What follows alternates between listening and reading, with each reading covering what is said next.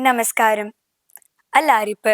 தலைக்கு மேலிருந்து அஞ்சலி ஹஸ்தத்தில் ஆரம்பமாகும் இந்நடனம் கடவுள், குரு, சபை ஆகியோருக்கு வந்தனம் கூறுவதாக அமைந்துள்ளது. நிறுத்தாசைவுகளை மட்டுமே கொண்டிருக்கும் இந்நடனம் மார்க்கத்தின் முதல் ஒரு படி ஆகும்.